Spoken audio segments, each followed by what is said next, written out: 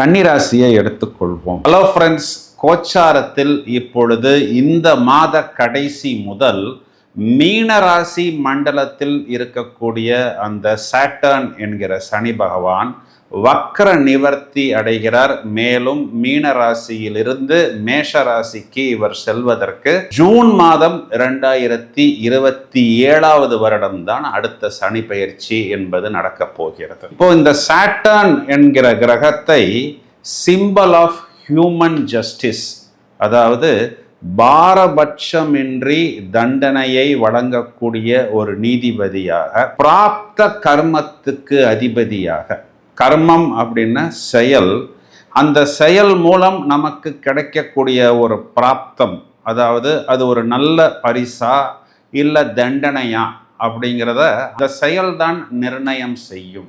அப்போது நாம் செய்யக்கூடிய செயல் நல்ல செயல்களாக இருந்தால் அதற்குண்டான பரிசுகளையும், நாம் செய்யக்கூடிய அந்த கர்மா தீய கர்மாவாக இருந்தால் அதற்குடைய தண்டனையும் கொடுக்கக்கூடியவர் தான் இந்த சாட்டர்ன் என்கிற கிரகம். இதனால்தான் இந்த சனி குறிக்கக்கூடிய நீதி தேவதைக்கு ஒரு வஸ்திரம், அதாவது ஒரு கருப்பு கலரில் ஒரு துணி கண்களில் கட்டப்பட்டிருக்கும். அதாவது எதிரே நிற்கக்கூடிய நபர் ஒரு பெரிய விஐபியா அல்ல ஒரு சாதாரண மனிதரா அப்படிங்கிற ஒரு பாரபட்சம் இல்லாமல் தண்டனையையோ அல்லது பரிசையோ அவரவர் செயல்களை பொறுத்து கொடுக்கக்கூடியவர் தான் இந்த சாட்டர்ன் என்கிற கிரகம்.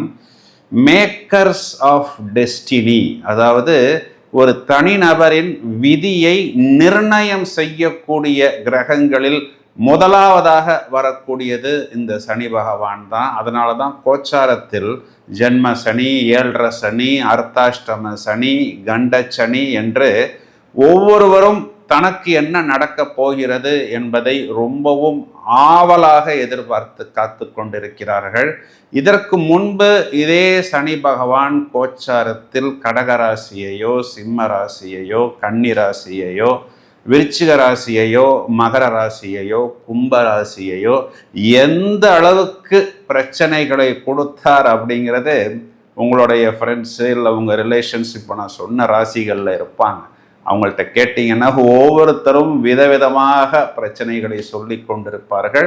இப்பொழுது இந்த பிரச்சனைகள் எல்லாம் மீனராசிக்காரர்களும் சிம்ம ராசிக்காரர்களும் அதிகமாக சந்தித்து கொண்டிருக்கிறார்கள். மேஷராசிக்கு ஏழரை சனி தொடங்கி கிட்டத்தட்ட ஒரு வருடம் ஆகிவிட்டது. இந்த அடுத்த சனி பெயர்ச்சி வரை இப்போ இந்த வக்ர நிவர்த்தி அப்படிங்கிறது ரிட்டர்னில் போய்கொண்டிருந்த இந்த சனி பகவான் இப்பொழுது நேர்கதியில் தனது பயணத்தை தொடங்கிவிட்டார்.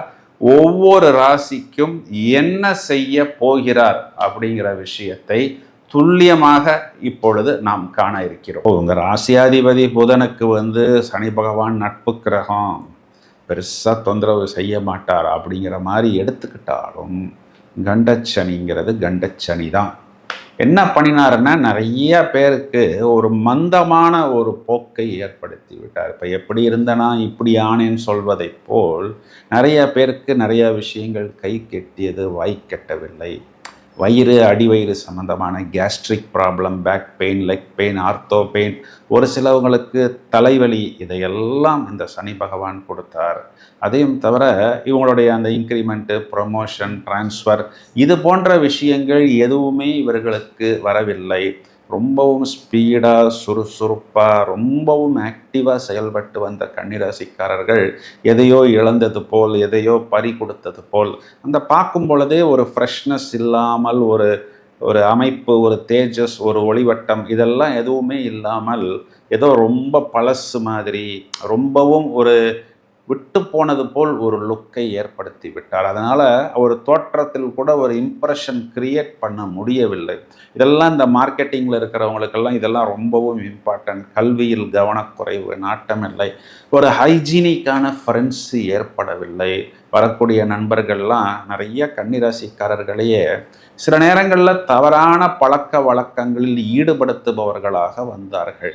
அந்த பழக்க வழக்கங்கள்லாம் நம்ம வெளியில் சொல்லக்கொள்ள முடியாது. ஏன்னா நமக்கும் இப்படி ஒரு பழக்க வழக்கம் இருக்குதான்னு மற்றவர்கள் நம்மை நிராகரிக்க தொடங்கி விடுவார்கள். இதையெல்லாம் மீறி இப்போ நான் ஏற்கனவே சொன்ன மாதிரி இந்த கண்டச்சனியோடைய நெகட்டிவ் இன்ஃப்ளூயன்சஸ் 2027 ஜூன் வரைக்கும் இருக்குமான்னு இருக்காது. என்ன காரணம்னா, இது காலகட்டங்களில் கன்னிராசிக்கு 10ஆம் இடத்தில் குரு வந்து பதவி பறிபோனவர்கள் நிறைய பேர் இருக்கிறார்கள். டச்வுட் இந்த ஜூபிட்டர்னு சொல்லக்கூடிய குரு பகவான் ஜூன் மாதம் 2026 லாபத்தில் வந்து உச்ச குருவாக முதல் தர ராஜயோகத்தை கன்னிராசிக்கு கொடுக்க போவது மட்டுமல்லாமல், இவர் 9வது பார்வைன்னு சொல்லக்கூடிய விசேஷ பார்வையாக சாட்டர்னை பார்த்து சாட்டர்னை டீஆக்டிவேட் செய்து விடுவார், நீர்த்து போய் விடுவார். ஸோ ஜூன் வரைக்கும் நான் வெயிட் பண்ணணுமா அப்படின்னா அதுவும் கிடையாது. மார்ச் மாதம் 15 தேதிக்கு எல்லா கிரகங்களுமே இந்த ராகு கேது அச்சுக்குள் வந்துவிடும். அந்த இடத்துலையே உங்களுக்கு சாட்டர்ன் டீஆக்டிவேட் ஆகிவிடும். இப்போ மார்ச் மாதம் வரைக்கும் நான் சமாளிக்கணுமா அப்படின்னு பார்த்தா 2026 வருடம் பிறக்கும் பொழுதே கன்னிராசிக்கு ராசியாதிபதி புதன், பாக்யாதிபதி சுக்கிரன், மதனகோபால யோகம்னு சொல்லக்கூடிய புதன் சுக்கிரன் சேர்க்கை ராசிக்கு 4ஆம் வீடு, பிறகு 5ஆம் வீடு. அப்போது 4ஆம் வீட்டில் இருக்கும் பொழுது புதன் சொந்த வீட்டை பார்ப்பது, 5ஆம் வீட்டில் இருக்கும் பொழுது இந்த புதன் சுக்கிரன் கூட்டணி 11ஆம் இடம் சொல்லக்கூடிய லாபஸ்தானத்தை பார்ப்பது, அப்புறம் 6ஆம் இடத்தில் இருக்கக்கூடிய ராகுங்கிறவர் உங்களுடைய ஒர்க்கு ஜாபு சம்மந்தப்பட்ட விஷயங்களில் நிறைய வாய்ப்புகள், வெளிநாட்டு பயணம், புது டெக்னாலஜி, இந்த ஏஐ, சாஃப்ட்வேர், ஐடி இப்படி எல்லாம் சொல்கிறாங்க பாருங்க. இதில் எல்லாம் உங்களுக்கு பிரமாதமாக பிளாஸ்ட் செய்வதற்கு ரெடியாக்கி விடுவார்னு சொல்வது தான் நிதர்சனமான உண்மை. அப்போது கண்டச்சனி அப்படின்னு ஓவராலாக கன்னிராசிக்காரர்கள் கண்ணீர் சிந்தவோ கதி கலங்கவோ தேவையில்லை. என்ன பண்ணணும் ஒரே விஷயம் அப்படின்னா, 7ஆம் இடம்ங்கிறது கலத்திரஸ்தான். திருமணத்துக்காக காத்திருக்கக்கூடிய நபர்கள் குறிப்பாக இருந்தால் வரக்கூடிய வரன்களை கொஞ்சம் கவனமாக ஸ்க்ரூட்டினி பண்ணுறது புத்திசாலித்தனம். நிறைய ஃபேக் ரெஸ்யூம்ஸு, ஃபேக் பயோடேட்டாஸ் வரும். அவங்க ஜாதகத்தில் சில நேரத்தில் சில விஷயங்களை மாற்றி கொடுத்திருப்பார்கள், இல்லாத விஷயங்கள் இருப்பது போல் சொல்லியிருப்பார்கள். இதனை கவனமாக பார்த்துக்கொள்ளணும். திருமணம் ஆன நபர்களாக இருந்தால் நிறைய இடங்களில் கன்னிராசிக்கு கருத்து வேறுபாடு, பிரிவினையை நோக்கி பயணம் செய்து கொண்டிருக்கிறார்கள். கொஞ்சம் கவனமாக, கொஞ்சம் வார்த்தைகளால் ஒருவர் இன்னொருவரை பாதிக்காமல், இது பிஸ்னஸ் பார்ட்னராக இருந்தாலும் இதே கண்டிஷனில் நீங்கள் பயணம் செய்தால் போதும். கொஞ்சம் நீங்கள் அப்படியே ஜூன் மாதம் வரை கடத்தி விட்டீர்கள் அப்படின்னா கண்டிப்பாக உங்களுக்கு விஷயங்கள் அனுகூலமாக வரும்.